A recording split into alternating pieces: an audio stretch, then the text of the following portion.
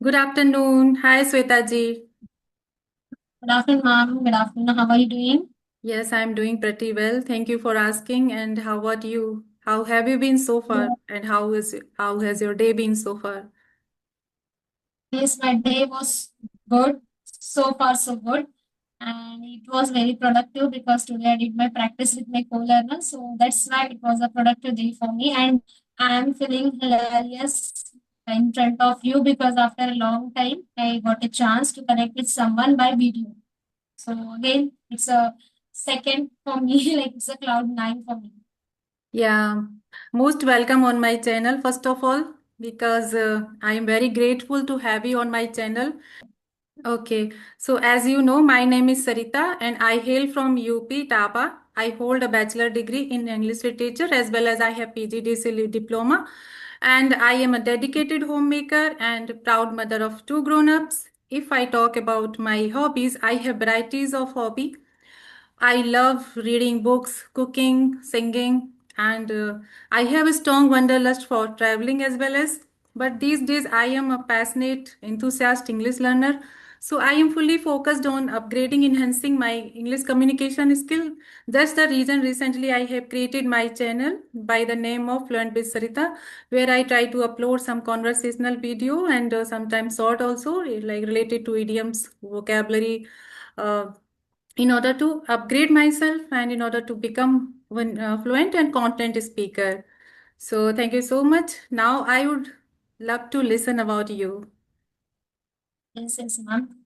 Sounds good. So, yes, let me introduce myself. So, as you know, my name is Shweta. I'm connected to you from Nagpur, Maharashtra.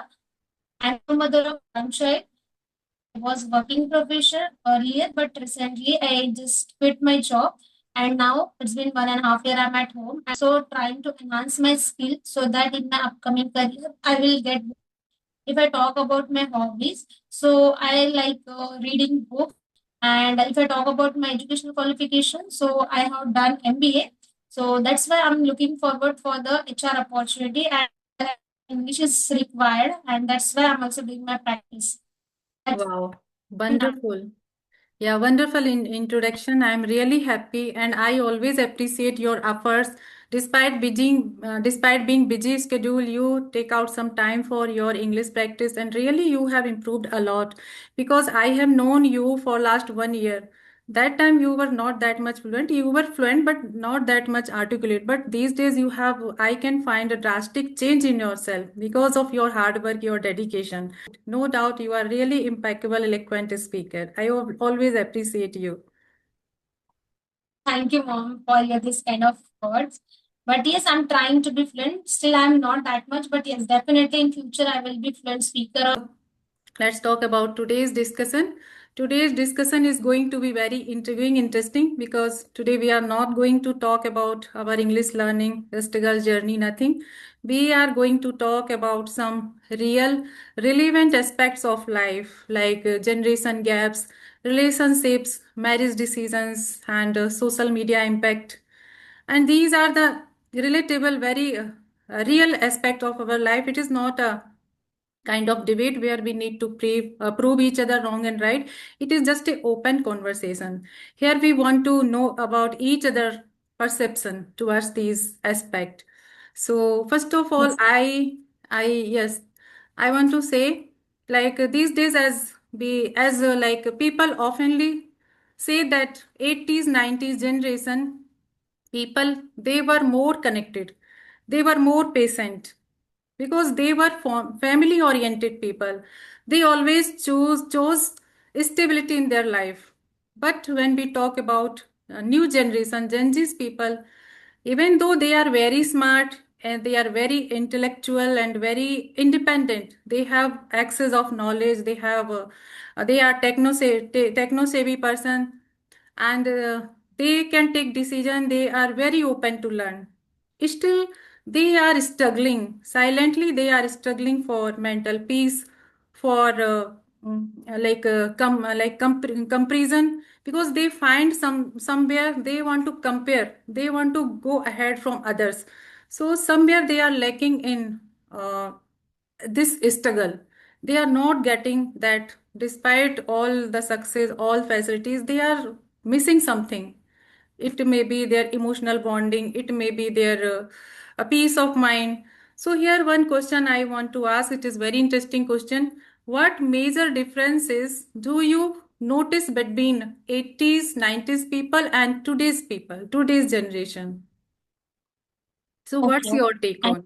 Yeah, I love to asking listen. such a very relatable question regarding this era. So, in my opinion, I can see like the people who were in 80s and 90s, they were like family oriented, they were patients, they were sticking to one job for a long time. They don't have that much of big dreams like the now people. They follow their culture in wisely. They just just because of that people, their communication was very personal with the people because the social media was not there. Moreover, here we can see in this era the people, they are career oriented, they are impatient, they just wanna to live separate life, they just want to live solitary. That's why they are chasing towards the money because they think that health and wealth is very much important than other cultures and all. Though they have good knowledge, they have all the prerogative to take their own decision. That's why they are just looking forward for these kinds of the good opportunity and for their success. And yes, this is the technology era. They are technology driven. That's why they carry lots of burdens on their shoulders, and because of that they are not getting peaceful life. The people who are in 80s and 90s, they were satisfied with their things, whatever they had, they were feel happy. But is whatever we have, we always moving forward more, and just because of that reason we are lacking for so many things. We or sometimes we missed our loved one, we are not giving our proper time to our family members, we always engross ourselves into the mobile phones and this kind of the technology. That must be they are facing so many challenges because of this kind of the technology and because of the social media. Due to social media, though they get of things, so much of information which is help them for their further career, but still they need to give proper time to their family as well as their health. Okay, so this is very important, and that I see in this era. Yeah, absolutely. I couldn't agree more. Whatever you said, 100% I agree, because I have seen so many examples in our families. Even in our families, if there are 4 or 5 people sitting in one room, everyone has their own mobile, either mobile or laptop. So they are busy, they are engrossed in own world. They don't care about others, what is happening with others. They don't try to bother themselves. They are just engrossed, and they are enjoying their own world. So yes, due to the like Western culture influence, due to the social media influence, due to the pressure of finding more and more, it there may be many reasons. So this is a really very drastic change, difference between the Gen Z's people and our generation people. And now I want to know, when it comes to, like, when they grow older, and when they it comes to take decision about their marriage life, like marriage related decision. As we know, marriage is a very crucial lifetime commitment. So when it comes to take marriage decision, so what do you think? Like in many families, sometimes dispute take place because of the lack of communication, because of the gap of communication between parents and children. Everyone is busy in their own life, own world. Children don't have time, even parents sometimes they don't have time. So because of communication gap, there arises some conflict. Parents have different opinion, and children have different opinion. So what do you think, like, should parents interfere in their children's marriage relationship decision or not? What is your take on here? According to me, actually, parents, they should not interfere in their life, but yes, decision is required a lot. They can give them good guidance because they have good knowledge, they have lifelong lesson. That's why they can help them. But yes, it doesn't mean they have lots of experience, so they impose their all decision on their words. It is not like that. They just help them, but they can't control their all decision, because now in this era everyone they know about their well known, they have good knowledge, they know everything better for their future or better for the partners. Because we you already said that marriage is not a short term commitment, it's a long term commitment. Okay, if suppose you will just did wrong, if you will choose,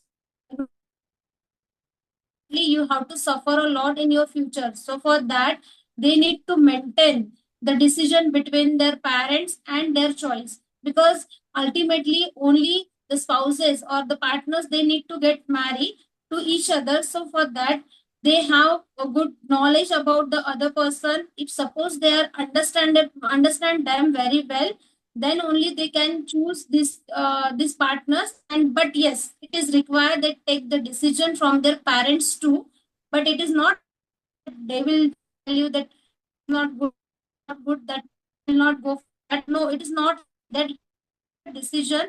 And whatever the things you have, you just explain with them, because you already mentioned nowadays there were the lack of communication between the parents and between the kids, right? Because of this era, because of the technology and because of the mobile phone. So for that they need to communicate with each other, they need to take their decision wisely, then it will happen and they will not interrupt in their life, in my perception. Wow, very well said. Very well you explained. And yes, I agree here. Yes, parents, no doubt parents have a lot of knowledge, lot of experience. And many times, because of parents' decision, right advice, they can protect themselves to get into like danger condition, into an emotional decision. So, but like if I talk about there, because it is a, as I also said earlier, it is a lifelong commitment. Final decision should be should belong to the person who is going to get married, because uh, he has to live with that person. And you can't control if a person is forcefully controlled to get married with some particular boy and girl. So sometime it can create a lifelong despair, lifelong uh, discomfort. So then they blame their parents because of parents I got this wrong partner and I have my whole life has been ruined. So it is a very sensitive decision, and both side, like parents and children, both should make a balance while taking such kind of big decision of their life. So balance is only the key to Exactly. to take this that decision. Yes, ma'am, very true. Yes, yes. So my next question is that because we are talking about marriage and relationships. So my next question is that what is more important in marriage according to you, love, trust, understanding, or financial stability? Now it's okay. Yeah, yeah, it's okay. Please carry on. Okay, okay, okay. Sorry. If something will happen again, so you just tell me. So, according to me, in the relationship, trust, understand, and love all are equally important, because without love, without understanding, and without trust, we can't stay for a long. If you have trust with each other, so definitely you will always stay long for each other in any situation. And if you are understandable person, and suppose the one who is facing the challenges, who is facing the circumstance, okay, understand his situation, and he or she give the hand for the help. So in that way, is equally important in the good relationship.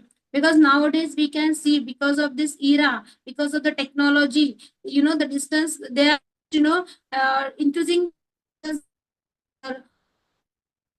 They are just for the reason are miscommunicate with each other, they are misleading to each other, and they are getting some other things by the social media and by the technology. So in that way we see so many cases happens just for the divorce cases. Earlier the people they were ready for the adjustment, but nowadays they are to adjust, because they are educated, they're independent person, they know how to make money. That's why they are not for any kinds of the adjustment. But suppose if in the relationship there is a understanding, there is a trust, so definitely those spouses together enjoy their life. And if I talk about the financial stability, so definitely it is required, because without money we can't survive our life. It's I should give the luxurious life partner, but for that, if I have money, then how I will give it life? So for that, I have that kind of money, or that kinds of the financial supports with me. Then only I will give the support. So financial independency is also required. Yes, yes. So yes, absolutely. Whatever you said, you are really you said very well. Yes, in because life in marriage, all the aspects are very very important when we talk about love, trust, understanding. Because love, trust, understanding, they provide a kind of emotional stability. Without love, you can't survive. Love keeps two people together, but not like whole life. So you need understanding, as you said very well. Understanding, when we have mutual understanding, so we are ready to understand each other even in our bad times. So these like and what was other? Trust. So trust, when I compare all things, trust is the most important thing, because without trust, no relation can long lasting. Trust is the first and foremost important ingredient in this relationship, because if your spouse is trustworthy, then you easily can live happily. And without trust, you can't. It is really very difficult to maintain any relationship. So all these love, trust, understanding, and are the yeah, and emotional stability. And when we talk about financial condition, financial stability also equally important. Both emotional and financial stability goes hand in hand, because in as you told ki this era, especially when we want to live a luxurious life, we want to make our life very easy, very convenient, so we need everything. So in the without financial support, there is always there we have to face a lot of dispute, lot of challenges, problem. So yes, and in order to run a life, marriage life happily, we need all these things. We need love, we need trust, we need understanding, and financial stability is equally important to Yes, ma'am. yeah, to make any relationship, to make our bond stronger, to live happy marriage life. All the factors are responsible according to my opinion. Okay, so now coming back to last question, do you think social media has improved relationships, or it has more complicated, it has made complicated? Mhm. So Yes, because yeah, yes, go ahead. according to me, social media has the advantages and disadvantages both, but depend on person to person, right? How they take the advantages from the social media, because nowadays we all cognizant about this thing, like just because of the social media we get so many things. Now it is possible to connect with the people who are living in the outside country. Earlier it was not possible because the technology or the social media was not there, but now everything is possible just by the social media. And by the social media we can earn money as well. Nowadays we can see so many youtubers are there who are started getting money by the youtube, because they have some hidden stability or hidden courageous, like to do something for themselves, but somewhere they just try to back down. Why? Because that time there were no any technology, no social media, but now they have social media. That's why they just come up with the full of pages, advertising, and in that way they are learning or earning as well. But if I talk about the disadvantage, so if you are using excess of social media, it will jeopardize your entire journey or entire life. If you are not taking lots of the drawbacks are nowadays mentioned last one, that so social media diversity is also happening, because sometimes it happened between the spouses. Okay, they are not ready to each other. They are not trying to apologize each other. Instead of that, they are just started scrolling the phone. And sometimes it's happened like we find someone on the Facebook or Insta and we started chit chat with them. So in that way we debauch our life because we can't understood how we are influenced by that third person, how we are just ruining our life. So in that way these kinds of things also happen due to that social media. Definitely it is a boon for us if we will take it wisely, but we will not take it wisely, so definitely it will die us. So betterment, you should think first and then use that social media. So yes, in that way I must say that it is both for us, like advantages as well as disadvantages too. Yeah, absolutely right. I must say social media is a kind of tool, very helpful tool, and it depends on person to person. And access of anything is always wrong. Like it depends on us. If we use it to mindfully, practically, like right now we are using it for learning this language. We are learning new skill because of social media. We have so many friends. Like we are connecting to you because of social media. So it like it can be boon for us if we mindfully we are utilizing it, but on the right hand it can be harmful for us. And when we talk about communication and relationship, we easily can connect with people all across the world. We can easily connect with our old friends. We can talk with them on video call. So somewhere it can give us a kind of strength in our relationship. We can make our bond stronger by using in a good way social media. But on the other side, some in some cases, in some of I can say, like some of our relatives who are not like who are not our well wisher, they can develop a kind of jealousy because everything they keep on eye, whatever status insta, whatever pictures we upload, they keep eye on. They just to have a kind of jealousy, a kind of enviousness. She is enjoying their life, I am not able to enjoying. They are traveling, they are doing this, they are celebrating parties, birthday. So it also can hamper our relationship in the other way. And one more thing I would like to add here, most of the time we by using social media we think like we have a sense of accomplishment. I have wished through call. And when it comes to present to spend time physically, we don't have time. We don't bother ourselves to visit our old friend house. We don't have time because we know okay, we can talk phone easily. Phone is these days we have social media. So somewhere we are lacking in that bond which we earlier had.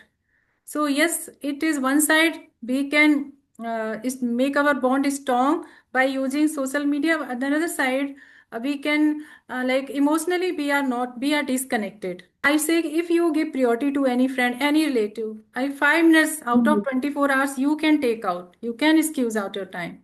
So it's all about our priority and our thinking. If we have something, yeah, if we have some emotion, definitely we will take. We will carry some time. So yes, this is our like it was very interesting and very intriguing session.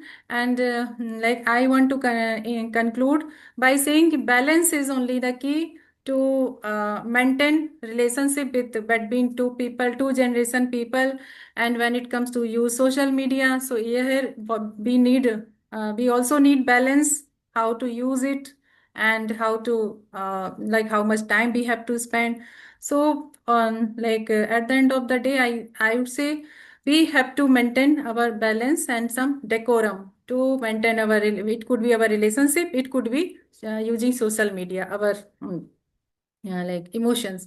So it was really very lovely, very interesting conversation. I enjoyed every bit of it, and thank you so much.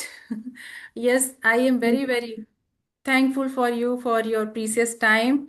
And yes, and I hope soon we will catch up later. Yes, ma'am. It's my privilege that today I got a chance to connect with you after a years. It's a donkey years for me that I connected with you. So I also enjoy a lot. It was a fruitful session for me.